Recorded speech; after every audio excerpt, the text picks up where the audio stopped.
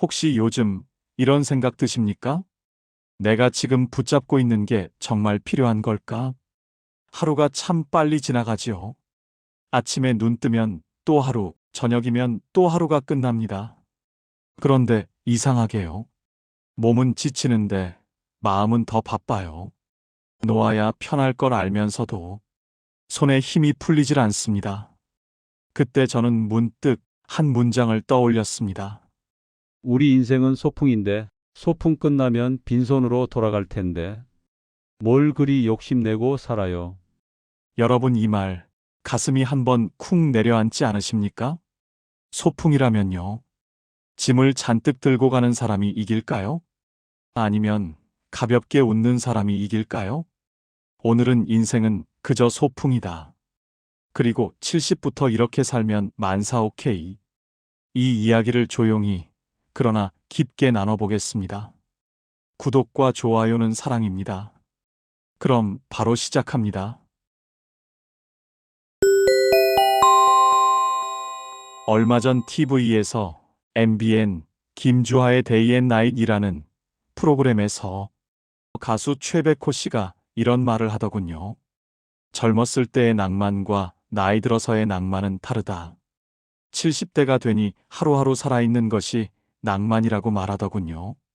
그리고 죽음을 현실로 받아들여야 한다고 말했습니다. 이때 저는 인생이란 놀이터에 잠시 놀다가는 그저 소풍이라는 것을 깨달았습니다.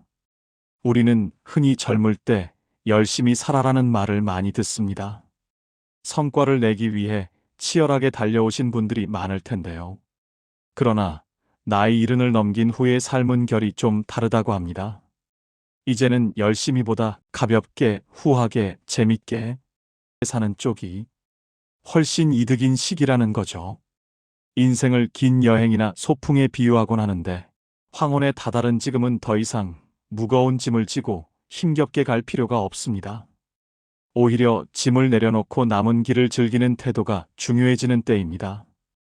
한 시인의 표현처럼 어차피 인생은 소풍인데 소풍 끝나고 돌아가 아름다웠다고 말하면 그만인데 무엇을 그리 집착하고 망설이며 살 필요가 있을까요? 지금부터는 성과보다는 태도로 삶의 품격을 완성할 때인 것입니다. 시인 천상병은 유명한 시 귀천에서 아름다운 이 세상 소풍 끝나는 날 가서 아름다웠더라고 말하리라고 노래했습니다. 인생을 잠시 놀다 가는 소풍이라 여기고 미련과 집착 대신 감사와 기쁨을 택하라는 메시지였죠. 실제로 그의 아내 목순옥 씨는 우리 인생은 소풍이에요. 빈손으로 돌아갈 텐데 뭘 그리 욕심내고 살아요. 라고 이야기합니다. 결국 남는 건 빈손인데 잘 놀다 추억 하나를 안고 가면 그걸로 되는 거 아니겠냐는 뜻일 겁니다. 나이가 들수록 이 말이 더 가슴에 깊이 와닿습니다. 이제 우리도 남은 인생 소풍을 어떻게 하면 더 가볍고 즐겁게 보낼 수 있을지 생각해 봐야겠습니다. 그렇다면 정말 70부터 이렇게 살면 만사장땡일까? 어떤 방식이 우리 노년의 삶을 풍요롭게 해줄까요? 여러 연구와 칼럼들은 공통적으로 세 가지를 이야기합니다. 건강, 관계, 그리고 마음가짐입니다.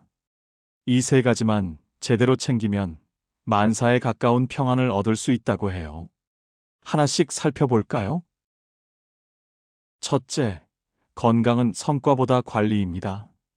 70대 이후에는 무리해서 젊을 때처럼 성취를 내려 애쓰기보다 일상생활을 거뜬히 보낼 수 있는 건강을 지키는 것이 최우선이라고 합니다. 재산을 불리느라 밤잠 설칠 필요도 없습니다. 오히려 적당한 운동과 식습관 관리로 병원 다닐 힘과 걸어 다닐 다리를 지키는 게 남은 삶의 질을 높이는데 효율적이지요. 너무 아프지만 않으면 반은 성공이라고들 합니다. 주변 어르신들의 이야기를 들어봐도 건강이 재산이라는 말씀을 가장 많이 하십니다. 그러니 하루하루 내 몸을 유지하고 관리하는데 성과 욕심의 에너지 대신 나를 돌보는 에너지를 쓰면 좋겠습니다.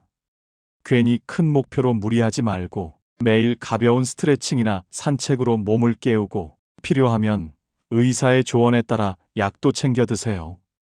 아파도 아프다고 말 못하고 참는 일은 없었으면 합니다. 자식들에게 걱정 끼칠까 참기만 하는 부모님들이 많은데요. 작은 통증을 키워서 큰 병 만들지 말고 주변에 도움 요청하기를 두려워하지 않는 용기도 필요합니다. 내 건강을 지키는 일이 곧 내 가족과 주변 사람들의 걱정을 덜어주는 길이기도 하니까요. 저도 60대인데 부모님도 건강하게 사시다가 90대에 돌아가셨고 지금은 90대인 장인 장모님께서 시골에서 맑은 공기 마시며 건강하게 생존하고 계십니다. 아직도 농사지어 쌀가마니를 보내고 대식구 김장을 해마다 보내곤 하지요. 건강하시니 본인들도 좋고 우리 자식들도 마음이 편합니다. 그래서 저는 우리 자녀가 30대인데 짐을 주지 않게 위해 열심히 운동하며 무리하지 않게 소일거리하며 연금 생활로 이어나가고 있습니다. 둘째, 인간관계는 넓이보다 깊이입니다. 여러분은 지금 현재 아는 사람이 몇 명이나 된다고 생각하십니까? 흔히들 아무개는 마당발이라 아는 사람이 무지 많지요 하곤 합니다. 지구상의 인구가 약 80억 명이라고 가정할 때 아무리 많은 지인을 두고 있다 하더라도 실제로 전화번호부에 등록된 명단은 1000명 내외가 대다수일 것입니다. 이를 백분율로 환산할 때 0.0000125%입니다. 아주 극소수이죠.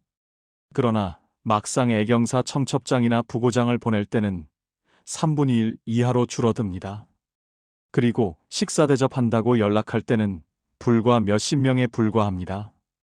뿐만 아니라 내가 정작 어려울 때 도와달라고 부탁할 때 과연 몇 명이나 될까요? 한두 명만 있어도 성공한 인생입니다.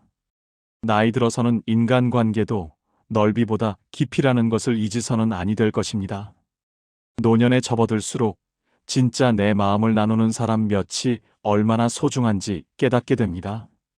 많은 전문가들이 소수라도 자주 웃고 속마음을 이야기할 사람이 있는 것이 우울과 고독을 막아주는 가장 강력한 방어막이라고 강조합니다. 실제로 어떤 칼럼에서는 60살 이후의 인간관계는 수가 아니라 깊이다. 잘 정리한다는 건 미워서가 아니라 남은 생을 평화롭게 살기 위함이라고 조언합니다. 이제는 억지로 모든 관계를 붙들 필요가 없다는 거죠. 만날 때마다 피곤해지는 사람, 나를 계속 판단하고 간섭하려 드는 사람과는 조용히 거리 두기를 해도 괜찮습니다. 대신 내 마음이 편해지는 사람, 나를 있는 그대로 존중해주는 사람에게 내 소중한 시간을 쓰면 됩니다. 가끔은 오랜 친구보다 함께 늙어가며 현재를 공유할 새로운 친구가 더 마음을 채워주기도 합니다. 가족 관계에서도 변화가 생기죠. 자식들은 이미 훌쩍 자기 인생을 살아가 버리고 배우자와 단둘이 남는 시간이 길어집니다.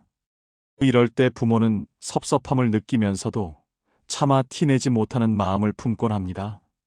하지만 한편으로는 예전처럼 간섭하지 않고 믿고 바라봐주는 태도로 변하게도 됩니다. 잔소리 대신 침묵을 선물하는 법을 배우는 거죠. 말은 줄이고 대신 따뜻한 눈빛과 경청으로 건네는 위로는 오히려 더 큰 공감을 준다는 것을 깨닫게 됩니다. 이렇게 성숙해진 관계 맺음은 남은 인생을 더욱 평화롭게 만들어줄 거예요. 셋째, 마음가짐은 성과보다 태도입니다. 어떤 사람들은 이런 말을 자주 하곤 합니다. 나이 들어 뭘 그런 거래. 우린 이제 늙었어. 하면서 스스로를 노년으로 몰고 있습니다. 이 말이 실제 노년 삶의 질을 크게 좌우합니다. 인생 후반에는 더 이상 큰 업적이나 목표로 자신을 평가하지 않게 됩니다. 대신 어떤 마음으로 하루하루를 대하느냐가 삶의 색깔을 바꾸죠. 가령 같은 은퇴 후에 빈 시간을 보내도 어떤 분은 내 쓸모가 다 했다며 허탈해하지만 다른 분은 이제야 하고 싶었던 걸 해볼 시간이 생겼다며 즐거워합니다.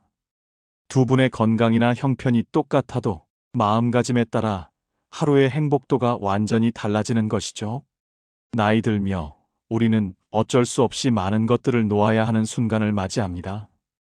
직장에서의 자리, 집에서의 역할, 사회적 지위, 사랑하는 이들과의 이별까지도요.